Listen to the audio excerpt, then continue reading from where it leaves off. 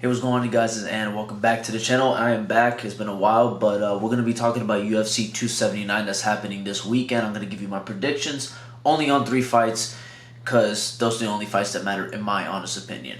So we're going to go ahead and get right into the video. We're going to start with Kevin Holland versus Daniel Rodriguez. Kevin Holland's coming off 2 wins in the welterweight division pretty impressively. And we got Daniel Rodriguez, I believe last time he fought, I could be wrong. Last time I seen him fight, he fought, what's his name? The Motown Phenom.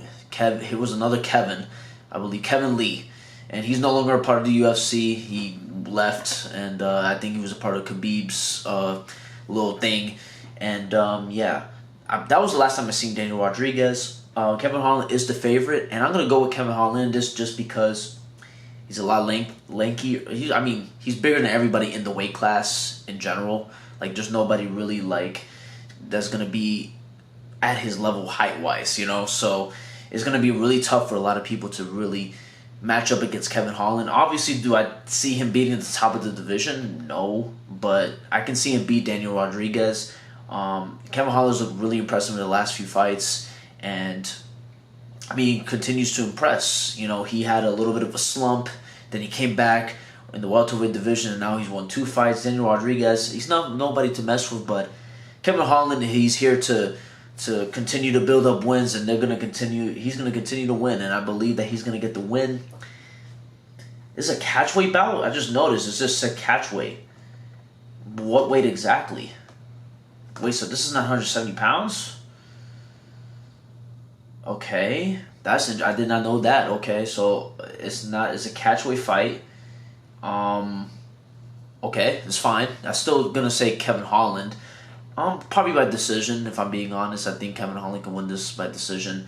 And, yeah, he's going to continue just to pretty much be, not dominant, but I think after this, it's time for him to get some ring fights after this. That's just my honest opinion. Co-main event, this is the co-main event on a big pay-per-view. All pay-per-views are big pay-per-views, if I'm being honest. Leach versus Tony Ferguson. Li Jiangliang, that's his, but Leach is just easier to say, so I'm just gonna call him Leach. Tony Ferguson obviously has been on a huge losing streak, and everybody's been doubting him. Everybody's been saying, "Oh, it's over for Tony Ferguson." I don't know. He's now a welterweight. Apparently, I don't know if he's number 11 in welterweight. That's just his lightweight ranking. I'm not entirely sure. I think that's his lightweight, because there's no way he's number 11 in welterweight. He hasn't fought in welterweight. I've never seen him fight in welterweight. So, Tony, this is make or break, to be honest. After this, if he loses this, what else is there for Tony to do? It's kind of over for him in a way. He's on a big-time losing streak, and yes, he's fought competition. Big-time competition. Michael Chandler. He's fought Justin Gaethje. He's fought Charles Oliveira, the current lightweight champ. He's fought Beneil Dariush. But how many more times does he have to lose for him to be just, I don't know. When the UFC is like, okay, Tony, listen, you're not good enough. You're not good enough to fight and at least win and be competitive. And yes, in the last fight he was competitive, but he got knocked out pretty badly. And then after that, before those other fights, he was not dominant. He got destroyed in every single one of those fights. So there's just no way that you can really defend that. And listen, I like Tony. I like Tony Ferguson, but if he loses to Leach, and although a lot of people do take Leach seriously, how many passes is this man going to get? You know what I'm saying? So I'm hoping Tony wins, and I think Tony wins, and I think he wins by decision, and I'm hoping for that. They have no odds on this fight, so it's up in the air. I don't know. I'm on the UFC website, and it doesn't have the odds. It usually has the odds for all the fights. Lily has the odds for the rest of the fights here, but it doesn't have for this fight specifically. So I don't know, but I'm going to go Tony. Even though it's a bigger weight class and Leach might be bigger. I don't know his height or whatever, but I believe he's bigger in height. He's 6 foot to 5'11". Actually, that's not really that much of a difference.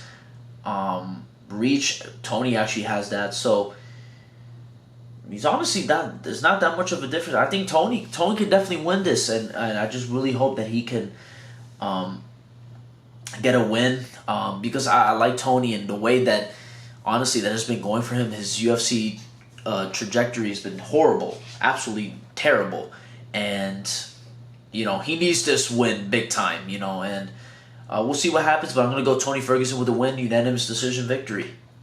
Now, let's talk about the main event: Nate Diaz versus Khamzat Chimaev. Very weird fight. Obviously, this is a fight that the UFC tried to, decided to give Nate Diaz just to kind of fuck him over, in my honest opinion. They gave him probably one of the most toughest fights that you can possibly have. In Khamzat, somebody who is a prospect who is 11-0 and already number 3 in the division, and you're just gonna feed him to, feed Nate Diaz to him. It's kind of it feels purposefully planted. The UFC they did this on purpose just for to kind of punish Nate Diaz for kind of talking shit and saying what he had to say about the UFC. And it's terrible. And, obviously, I want to go Nate. I really do.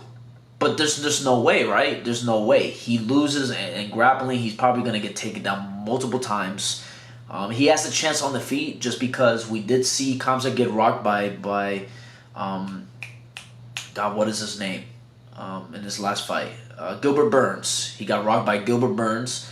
But Gilbert Burns is a lot stronger than Nate Diaz and more of a power puncher than Nate Diaz. Nate Diaz throws a lot, but is Nate going to be able to keep this on the feet? I doubt it. Khamzat can probably get this out early by submission if if he's on another level compared to Nate Diaz, especially in the grappling department. I mean, I can see this fight be done early, but Nate, it sucks because what they're doing to Nate is horrible. But if he somehow wins this fight, what do you do? What does the UFC do? What does Nate Diaz do? Does he sign another contract where he like a 2-3 fight contract where he could possibly fight for the title, or just one fight where he fights for the title, or what? What is there to do? How old is he? How old is Nate? Is Nate Nate is in his late 30s. I know for sure. It doesn't say his age here. But how much left for Nate? How much is there left? There's not really much. He's done a lot in the sport. It looks like he wants to do different things. It looks like he wants to move on from the UFC. So after this, if he does lose, and maybe even if he wins, he's done with the UFC. But who knows? If he wins, they probably try to see if they can get him to do one more fight, possibly, or a few more fights. See if he fights for the title, because Nate is a draw in the sport, and especially if he's able to be somebody like Khamzat, will be crazy. That just changes everything for the UFC.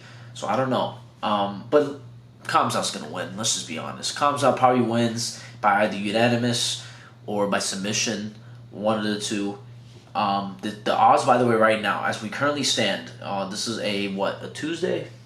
We're Tuesday right now.